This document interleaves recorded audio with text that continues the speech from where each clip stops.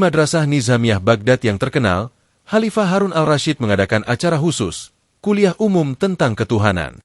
Para ulama besar dan filsuf ternama berkumpul untuk mendengarkan. Abu Nawas, meskipun seorang penyair, diundang sebagai penasihat Khalifah karena kecerdasan logisnya yang tidak terduga. Tiba-tiba, majelis diinterupsi oleh seorang musafir asing yang terlihat letih namun memiliki mata yang cerdas dan menusuk. Musafir ini, bernama Sufyan al-Mutakallim, Sufyan si ahli bicara, bukanlah orang biasa. Ia adalah seorang filsuf skeptis yang terkenal karena mempertanyakan hal-hal yang dianggap suci. Sufyan berdiri dan menantang seluruh majelis. "Wahai para ulama Baghdad," seru Sufyan, "kalian bicara tentang Tuhan sebagai pencipta segalanya, Al-Halik. Kalian berkata, dunia ini ada karena ada yang menciptakannya. Logika itu sempurna." Sufyan kemudian menunjuk ke langit-langit madrasah, dan suaranya menggelegar. "Jika segala sesuatu membutuhkan pencipta, dan Tuhan adalah pencipta dunia ini, maka saya harus bertanya, sesuai dengan logika kalian sendiri, siapakah yang menciptakan Tuhan?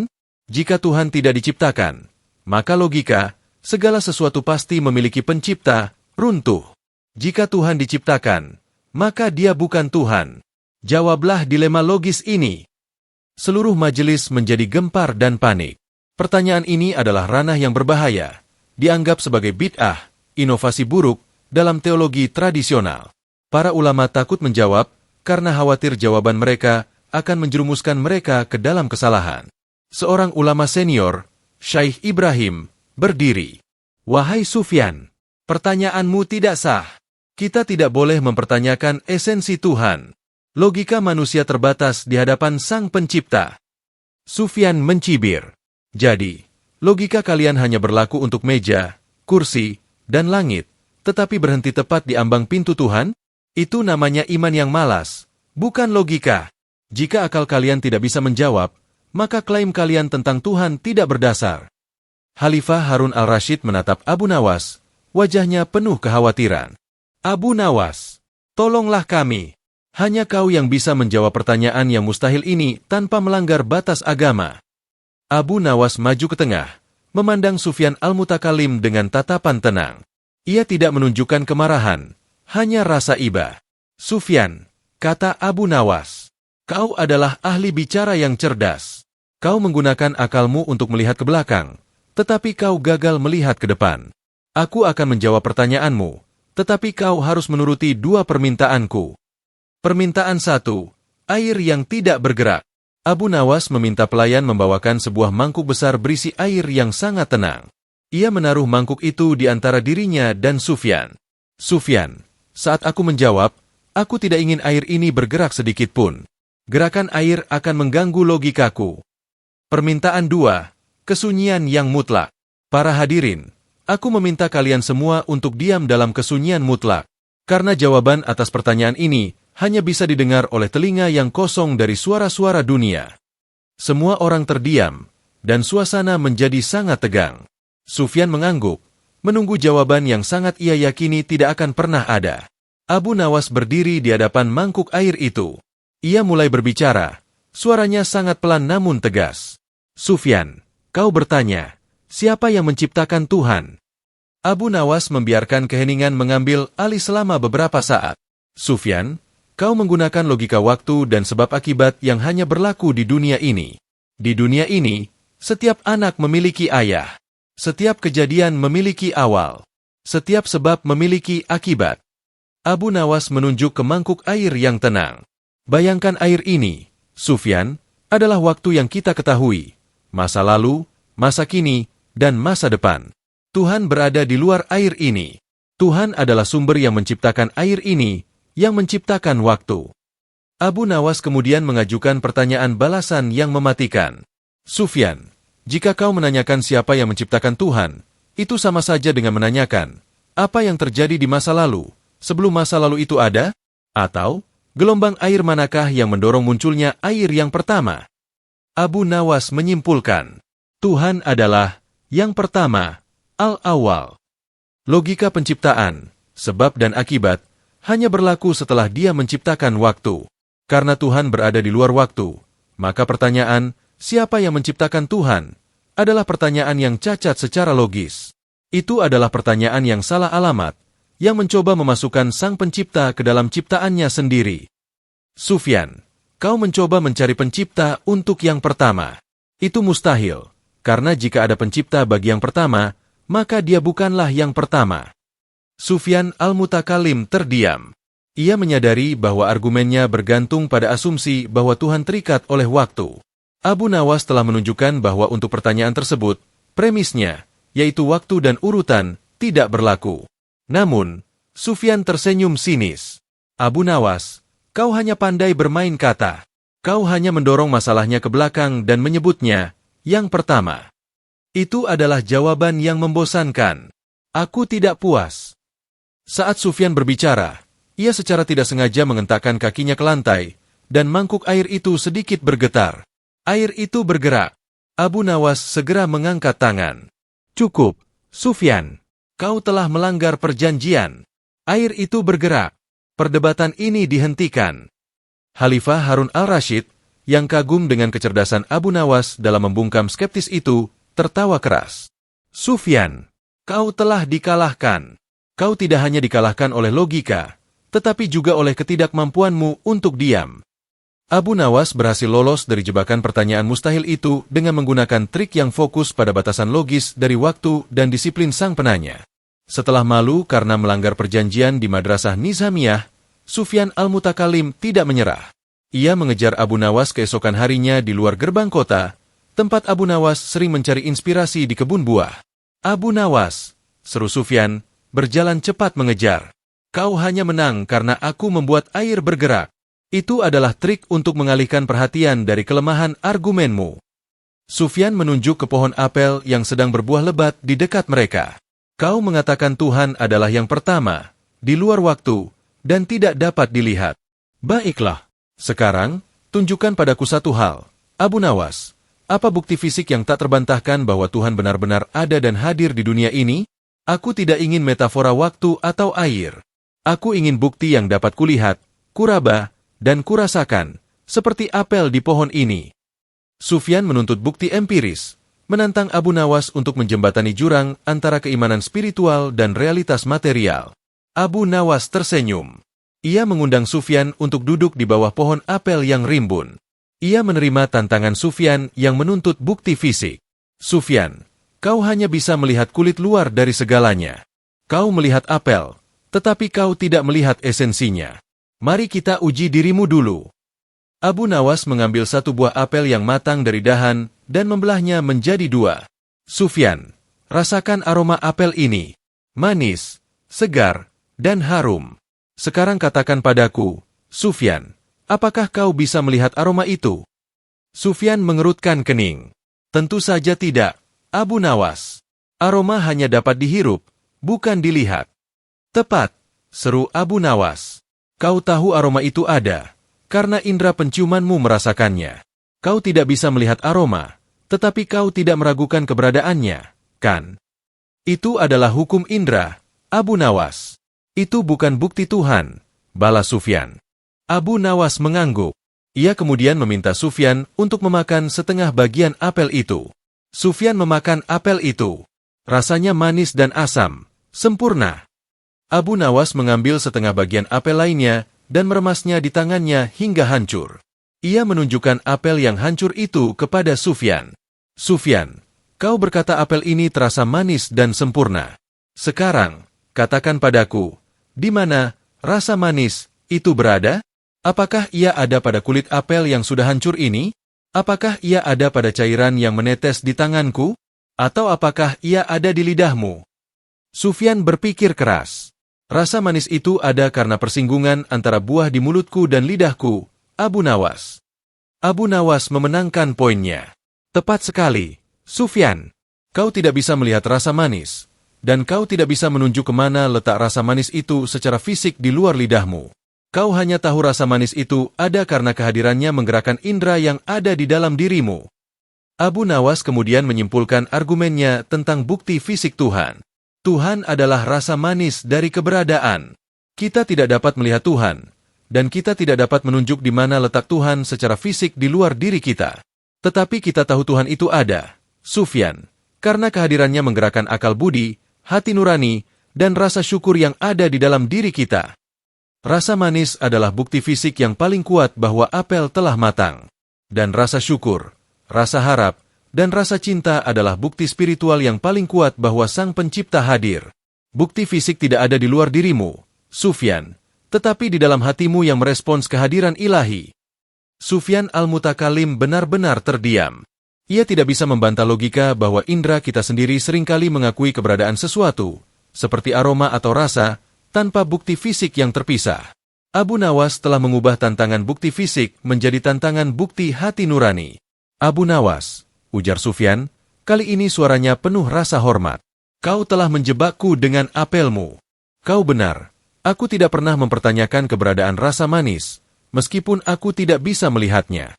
Aku hanya mencari-cari bukti di luar diriku sendiri. Sufyan mengakui kekalahan. Ia berjanji akan merenungkan konsep rasa manis kehadiran ini sebelum mengajukan pertanyaan berikutnya. Keesokan harinya, Sufyan al-Mutakalim tidak mencari Abu Nawas di tempat yang damai seperti kebun. Ia menemukannya di pasar kota yang ramai, tempat ia dapat menunjukkan penderitaan dan ketidakadilan secara langsung.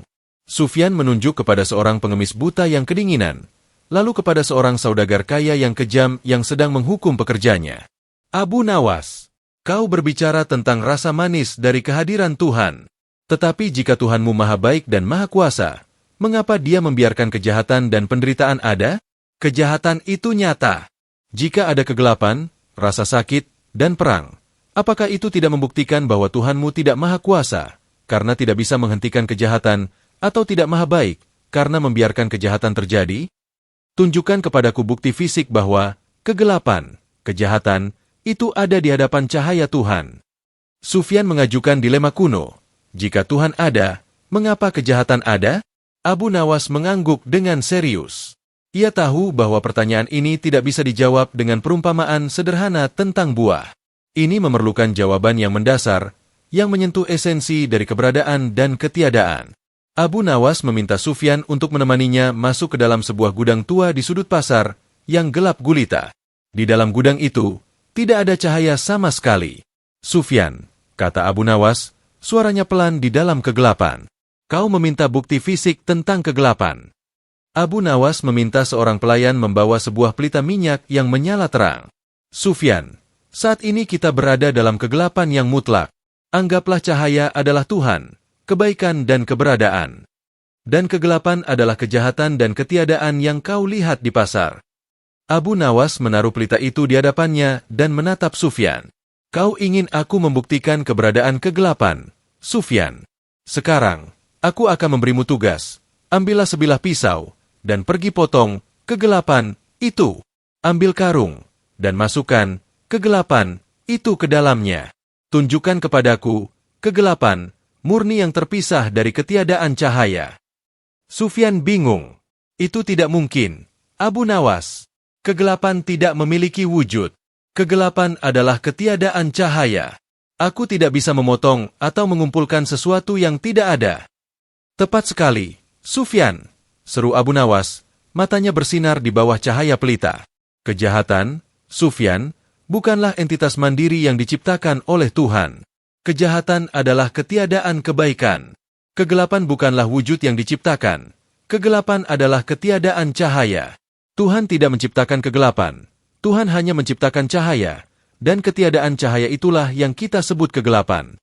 Abu Nawas menunjuk ke pelita itu. Sufyan, mengapa Tuhan membiarkan penderitaan ada? Karena penderitaan dan kejahatan adalah bukti bahwa manusia gagal mengisi ruang kosong dengan cahaya, kebaikan, Tuhan. Ketika manusia memilih untuk tidak berbagi, kebaikan, maka ketiadaan itulah yang kita sebut kejahatan. Tuhan Maha Kuasa dan Maha Baik, tetapi Dia memberi kita kehendak bebas. Dan ketika kita gagal menggunakannya untuk kebaikan, ruang kosong itu terisi oleh kegelapan. Abu Nawas mengambil pelita itu dan berjalan keluar dari gudang yang gelap. Saat ia berjalan, cahaya pelita segera menghilangkan kegelapan di sekelilingnya. Sufyan, jika kau melihat pengemis yang kedinginan, penderitaan, itu bukan karena Tuhan menciptakan penderitaan. Itu karena manusia gagal membawa cahaya berbagi dan kebaikan ke dalam hidupnya. Bukti fisik dari kejahatan adalah bukti fisik dari kegagalan manusia, bukan cacat pada pencipta. Sufyan Al-Mutakalim berdiri di depan gudang, terpukau. Ia menyadari bahwa argumennya tentang kejahatan sebagai bukti ketiadaan Tuhan adalah cacat, karena ia menganggap kejahatan sebagai wujud, padahal kejahatan adalah ketiadaan wujud kebaikan. Abu Nawas, bisik Sufyan, dengan kerendahan hati yang nyata. Kau telah mengajariku bahwa cahaya tidak pernah perlu membuktikan dirinya kepada kegelapan. Kegelapanlah yang hilang saat cahaya datang. Sufyan Al-Mutakalim kini tidak lagi sombong, tetapi ia masih haus akan kebenaran logis. Ia menemui Abu Nawas di sebuah kedai kopi sederhana, menghindari keramaian istana. Abu Nawas, ujar Sufyan, suaranya kini lebih tenang dan penuh renungan. Kau telah menjelaskan bahwa Tuhan adalah yang pertama, bahwa buktinya ada di dalam diri kita, dan bahwa kejahatan adalah ketiadaan kebaikan. Namun, masih ada satu tembok yang harus kupecahkan. Kita adalah manusia. Kita memilih. Kita berdosa atau berbuat baik. Tetapi Tuhanmu, yang Maha Tahu, telah menetapkan segalanya, bahkan sebelum kita lahir.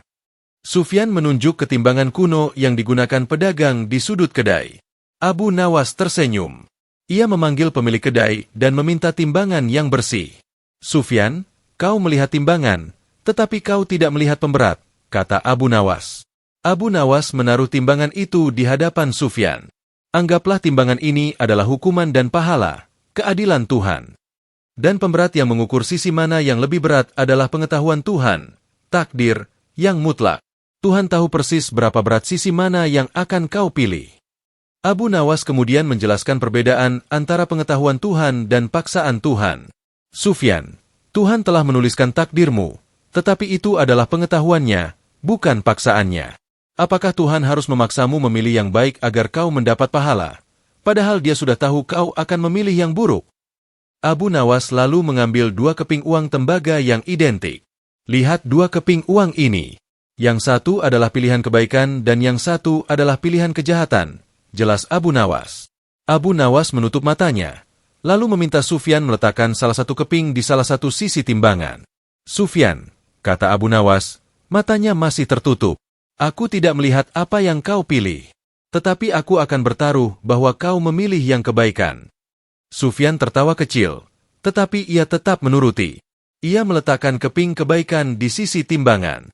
Jika Tuhan sudah tahu apa yang akan kita pilih, takdir, dan dia sudah menuliskannya, apakah kita benar-benar memiliki kehendak bebas?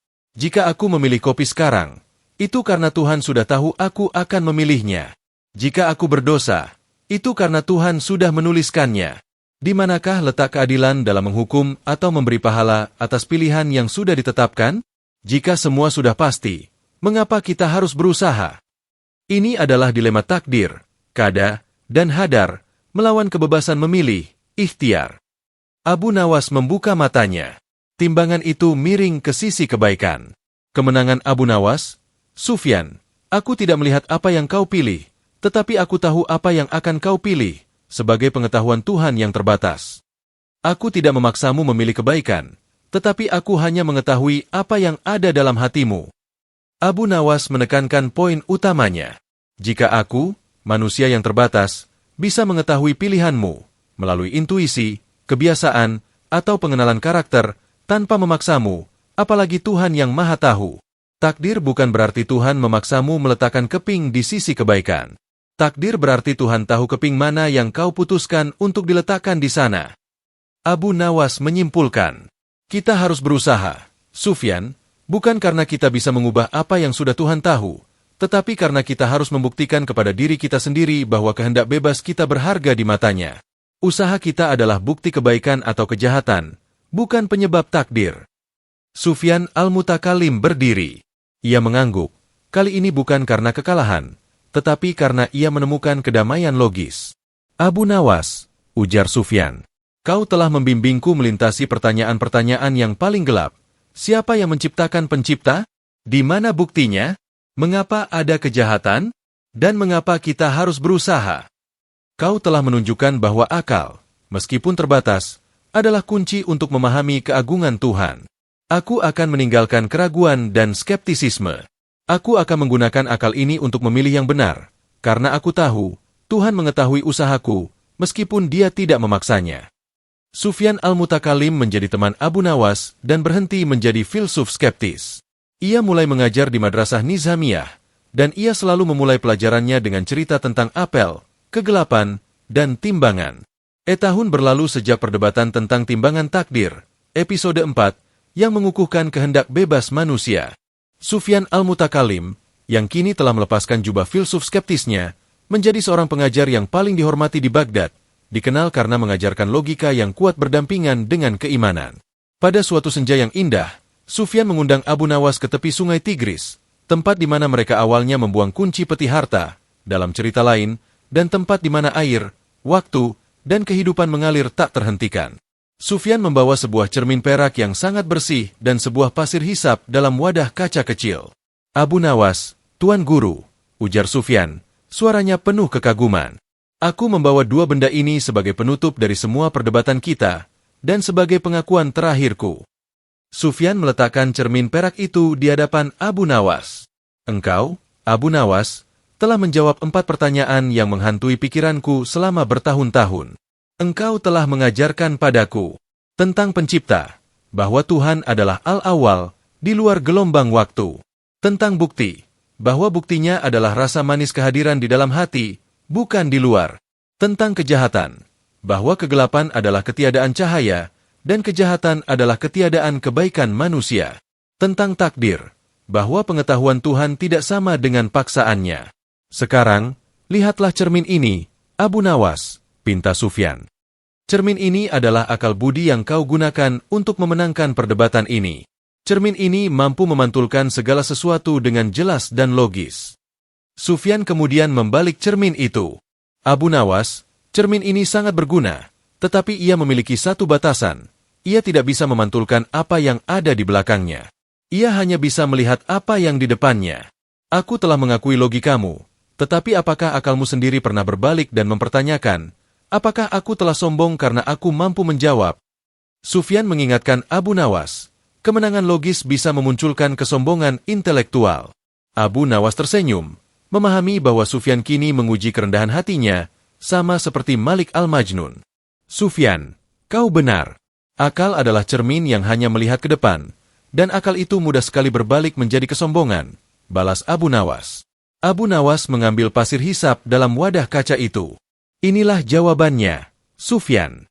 Pasir hisap ini adalah waktu yang mengalir terus-menerus. Kita menghabiskan waktu kita untuk berdebat tentang Tuhan, tentang takdir, tentang surga. Abu Nawas kemudian memutar wadah kaca itu terbalik. Pasir ini akan terus mengalir, Sufyan. Logika kita mungkin sempurna, perdebatan kita mungkin dimenangkan. Tetapi semua itu, pada akhirnya, akan habis termakan oleh waktu, pasir yang mengalir. Yang tidak habis adalah keikhlasan dan kerendahan hati saat kita mencari jawaban itu. Abu Nawas menyimpulkan, sambil menatap sungai Tigris yang mengalir. Kemenangan sejati bukanlah pada siapa yang mampu menjawab pertanyaan, siapa yang menciptakan Tuhan, Sufyan, tetapi pada siapa yang mampu mengakui bahwa Tuhan tidak membutuhkan logikaku untuk ada, tetapi aku membutuhkannya. Aku berjuang, bukan untuk membuktikan bahwa aku benar, tetapi untuk membuktikan bahwa aku bersungguh-sungguh dalam pencarian. Sufyan al-Mutakalim menutup matanya. Ia menyadari bahwa pencarian logisnya selama ini, bertanya tentang pencipta Tuhan, adalah sia-sia, karena pencarian yang benar adalah mencari kerendahan hati dalam diri sendiri. Sufyan al-Mutakalim berdiri dan membungkuk dalam-dalam kepada Abu Nawas. Abu Nawas, kau telah mengakhiri perjalananku sebagai seorang skeptis. Engkau adalah penyair, filsuf, dan guru yang paling rendah hati yang pernah kutemui. Aku akan menggunakan akal yang telah kau selamatkan ini untuk mencari keikhlasan, bukan kesempurnaan. Sufyan menghilang dari kehidupan istana Baghdad dan pergi ke Kufah, di mana ia mendirikan sekolah yang mengajarkan bahwa akal harus menjadi pelayan iman, bukan tuannya. Khalifah Harun al-Rashid, yang mengetahui akhir dari perdebatan besar ini, sangat menghormati Abu Nawas. Abu Nawas, engkau telah memenangkan perdebatan yang paling berbahaya di dunia. Engkau tidak hanya memenangkan kebenaran, engkau memenangkan kerendahan hati. Mulai sekarang, engkau tidak hanya menjadi penyair istana, tetapi juga penjaga batasan akal budi. Abu Nawas pun terus hidup di Baghdad, menggunakan akal dan kecerdasannya untuk mengajarkan pelajaran yang mendasar. Kebenaran yang dicari dengan kesombongan akan membawa pada kegelapan, kebenaran yang dicari dengan kerendahan hati akan membawa pada cahaya. Ama,